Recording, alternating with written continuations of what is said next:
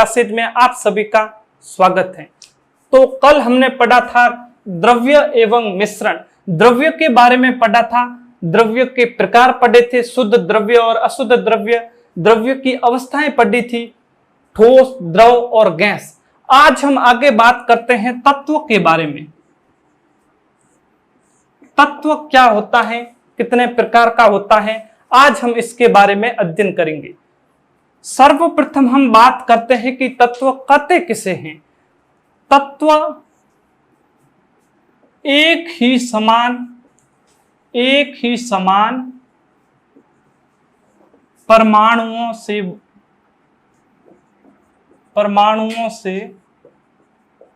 बना पदार्थ तत्व कहलाता है। तत्व किसे कहते हैं? तो एक ही समान परमाणुओं से बना पदार्थ तत्व कहलाता है। अब हम बात करते हैं कि ये परमाणु क्या होता है। परमाणु, अब बात करते हैं कि परमाणु क्या होता है। तो सर्वप्रथम भारत का एक वैज्ञानिक आया जिसका नाम था महर्षि कणाद। महर्षि कणाद, इस वैज्ञानिक ने बताया कि प्रकृति में किसी भी वस्तु को बार बार तोड़ा जाए तो अंत में उस वस्तु का ऐसा सूक्ष्म पदार्थ प्राप्त होता है जिसे नहीं तोड़ा जा सकता है, और उस सूक्ष्म पदार्थ को ही परमाणु कहा जाता है। देखिए, ये मार्कर है, इसे बार बार तोड़ा जाए, माना ये इतना मार्कर है, इसे बार बार तोड़ा जाए, एक बार तोड़ा दो भाग हो गए, इसे भी तोड़ा दो भाग हो गए, ऐसे बार बार इसे तोड़ा जाए तो अंत में एक छोटा सा सूक्ष्म पदार्थ प्राप्त होता है, और इस सूक्ष्म पदार्थ को तोड़ना मुमकिन नहीं है, ये नहीं तोड़ा जा सकता। और यदि इन्हें भी हम तोड़ेंगे, दो बार तोड़ा, पांच बार तोड़ा, तो आखिर तो एक सूक्ष्म पदार्थ आता है जिसे हम नहीं तोड़ सकते हैं। देखिए, वायुमंडल के अंदर बहुत सूक्ष्म सूक्ष्म धूल के कण उठते हैं, उसे हम पकड़ भी नहीं सकते तो तोड़ कैसे सकते हैं। तो अंत में एक ऐसा सूक्ष्म पदार्थ प्राप्त होता है जिसे नहीं तोड़ा जा सकता, और वो कैसा होता है? अविभाज्य होता है।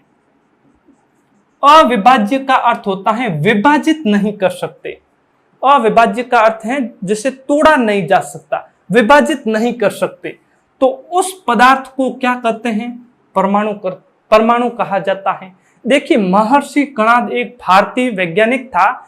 इसने इस तत्व के, परमाणु के बारे में एक डेफिनेशन दी, परिभाषा दी। इसने कहा कि किसी भी पदार्थ को हम लेते हैं और उसे बार बार तोड़ते हैं तो अंत में एक ऐसा सूक्ष्म पदार्थ प्राप्त होता है जिसे नहीं तोड़ा जा सकता है, और उसी पदार्थ को हम क्या कहते हैं? परमाणु कहते हैं। अब देखिए, तत्व के बारे में हमने पढ़ा कि एक ही समान परमाणुओं से बना पदार्थ तत्व कहलाता है। अब ये तत्व होते हैं, ये अलग अलग प्रकार के होते हैं। तत्व अलग अलग प्रकार के होते हैं। इस तत्व को तीन भागों में बांटा जाता है। पहला है धातु, दूसरा है अधातु, और तीसरा है उपधातु। देखिए, सर्वप्रथम हमने बात की कि तत्व कहते किसे हैं। तो एक ही समान बने परमाणुओं को तत्व कहा जाता है। जिसके अंदर सभी परमाणु होते हैं, वो एक समान होते हैं, एक जैसे होते हैं, उसे तत्व कहा जाता है। अब तत्व तीन प्रकार के होते हैं, हमने बताया। पहला तत्व होता है वो धातु होता है, दूसरा होता है उसे अधातु कहा जाता है, और तीसरा है हमारा कौन सा धातु? उपधातु। अब देखिए, सर्वप्रथम हम बात करते हैं कि धातु किसे कहते हैं, बाद में बात करते हैं कि अधातु किसे कहते हैं, और बाद में उपधातु। तो देखिए, धातुएं किसे कहते हैं, धातु का क्या गुण पाया जाता है। तो देखिए, वे तत्व जिसमें आघात वर्धनीयता,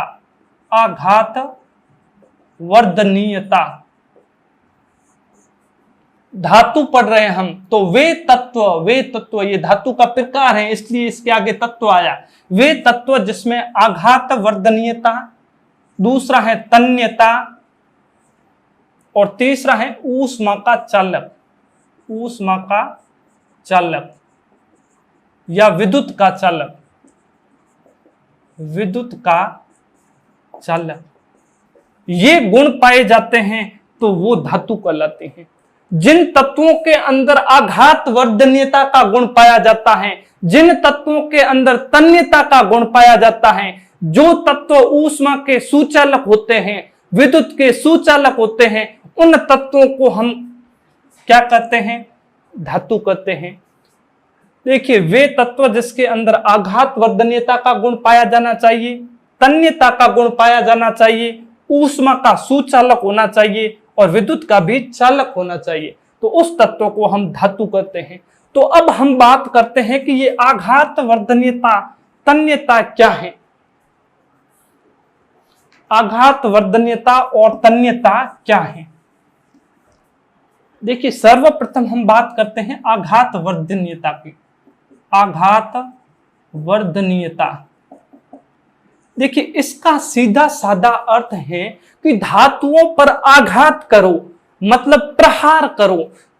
धातुओं पर जब हम आघात करते हैं या कह सकते हैं कि प्रहार करते हैं या उसे जोर जोर से पीटते हैं, तो वो धातु होती हैं, वो चादर के समान हो जाती हैं, और यह धातुओं का गुण ही आघात वर्धनीयता कहलाता है। देखिए, ये धातु ऐसे इस प्रकार होती हैं, बड़ी धातु। इस धातु को जब हम बार बार पीटते हैं, इसको हथौड़ी से पीटा जाता है, तो ये ऐसे एक चादर के समान फैल जाती हैं, और धातुओं का यही गुण आघात वर्धनीयता कहलाता है। एक बार दोबारा समझो। देखिए, धातु होती हैं, उसको बार बार यदि हथौड़े से पीटा जाता है, उस पर बार बार प्रहार किया जाता है, तो वो एक चादर के रूप में ऐसे फैल जाती हैं, और धातुओं का यही गुण, चादर के रूप में फैलने का गुण ही आघात वर्धनीयता कहलाता है। नेक्स्ट गुण है धातुओं का तन्यता का गुण। ये तो हो गया आघात वर्धनीयता का गुण। मतलब अब हम धातु किसे कहेंगे? आघात वर्धनीयता पाई जाती हैं, या कह सकते हैं कि जो फैल सकती हैं, जिसे मारने पर, पीटने पर, प्रहार करने पर फैल जाती हैं, उसे क्या कहते हैं? धातु कहते हैं।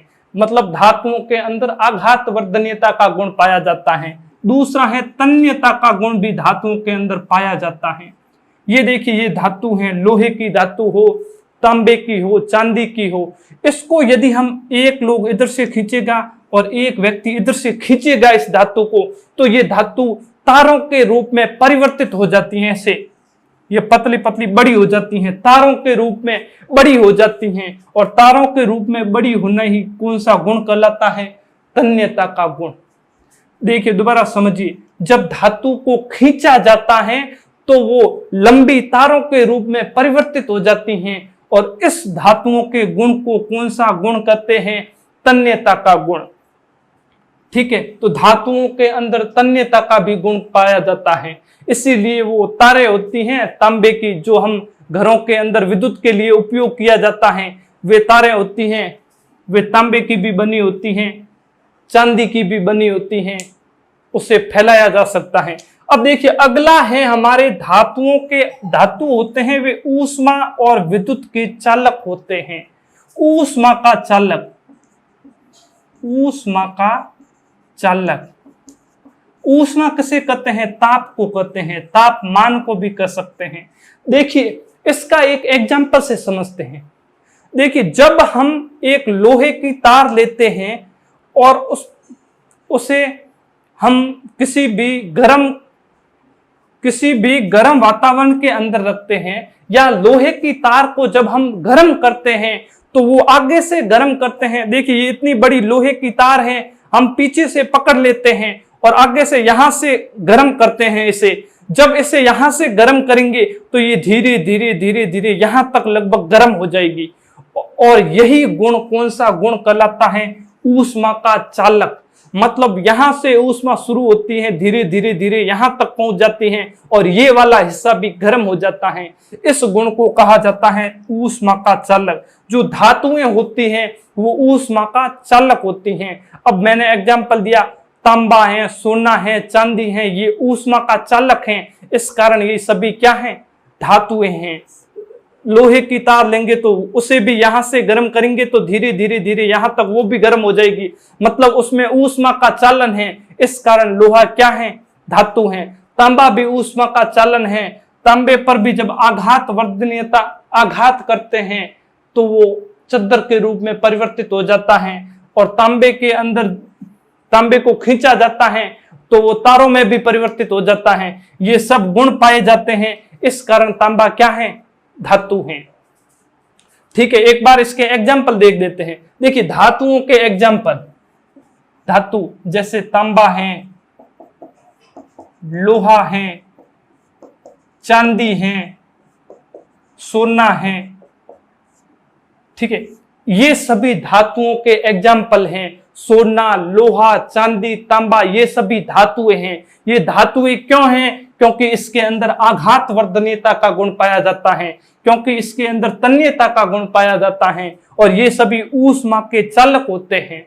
इस कारण तांबा, लोहा, चांदी, इनको क्या कहते हैं, धातुएं कहा जाता है।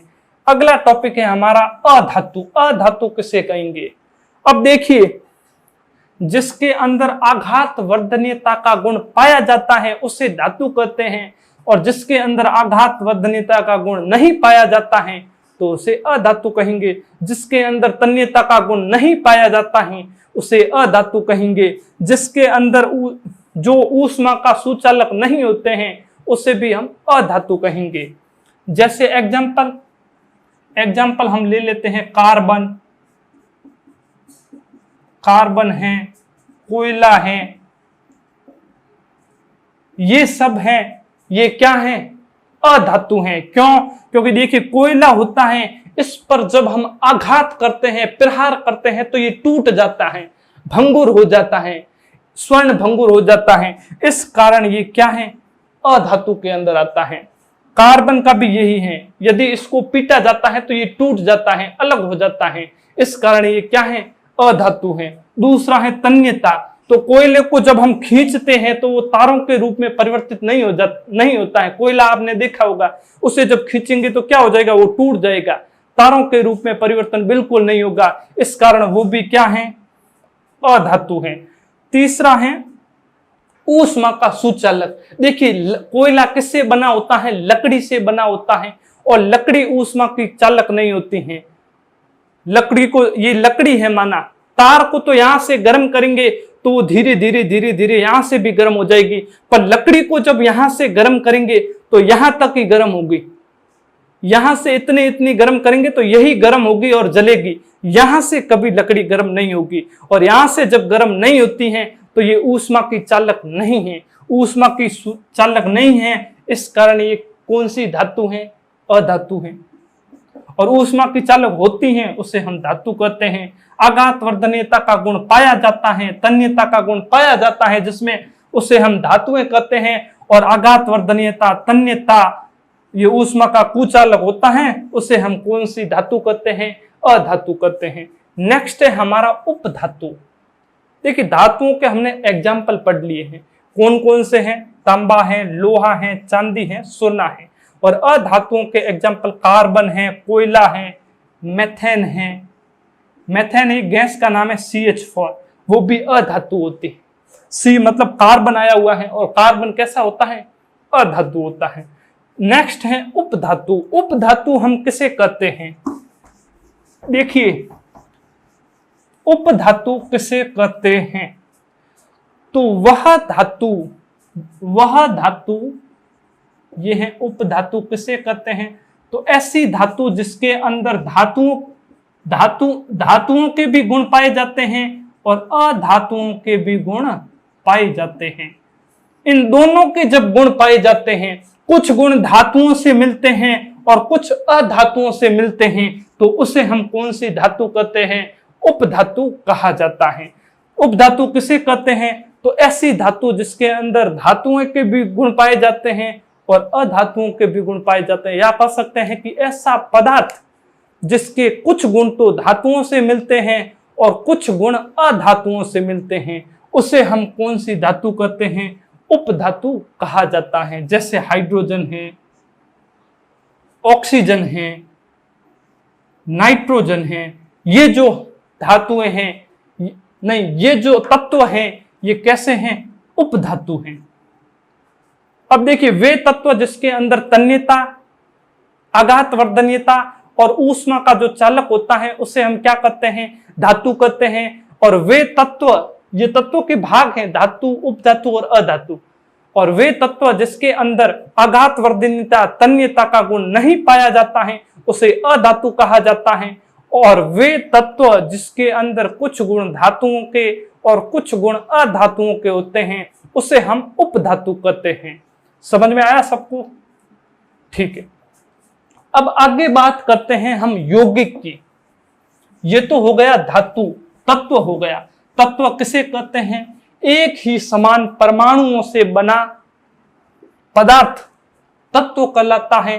तत्व के 3 प्रकार को होते हैं, एक धातु, अधातु और तीसरा उपधातु। ये हमने पढ़ लिया है। और अगला टॉपिक है हमारा यौगिक। अगला टॉपिक हमारा कौन सा टॉपिक है, यौगिक। बात करते हैं यौगिकों की।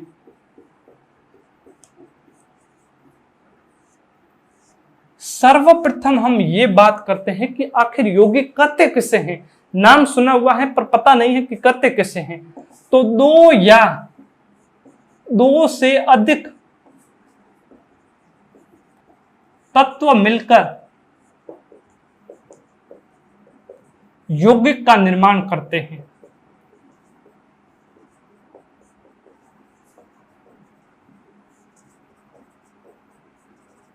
हाँ, यौगिक किसे कहते हैं, तो या 2 से अधिक तत्व मिलकर यौगिकों का निर्माण करते हैं। मतलब कम से कम तत्व कितने होने चाहिए, 2, और या इससे अधिक कौन होने चाहिए, तत्व होने चाहिए। 2 या 2 से अधिक तत्व होते हैं और वो आपस में जब मिल जाते हैं तो जो पदार्थ बनता है उसे यौगिक कहा जाता है। जैसे एग्जांपल समझिए, जल। अब इस जल का जो रासायनिक सूत्र होता है वो होता है H2O। अब देखिए, ये है हाइड्रोजन, ये क्या है, तत्व है। और ये है ऑक्सीजन, ये भी तत्व है। मतलब ये 2 तत्वों से मिलकर बना। इसके अंदर तत्वों की संख्या कितनी हो गई, 2। और हमने यही बोला कि या तो 2 या 2 से अधिक तत्व जब आपस में क्रिया करते हैं तो उसे हम क्या कहते हैं, यौगिक कहा जाता है। और ये जो तत्व मिलते हैं ये निश्चित अनुपात में मिलते हैं। निश्चित अनुपात, 2 या 2 से अधिक तत्व निश्चित अनुपात में मिलते हैं जब, तब किसका निर्माण करते हैं, यौगिक का निर्माण। हमने एक एग्जांपल लिया H2O। इसके अंदर देखो, इसका अनुपात है वो निश्चित है। ये किसका रासायनिक सूत्र है, तो जल का रासायनिक सूत्र H2O होता है।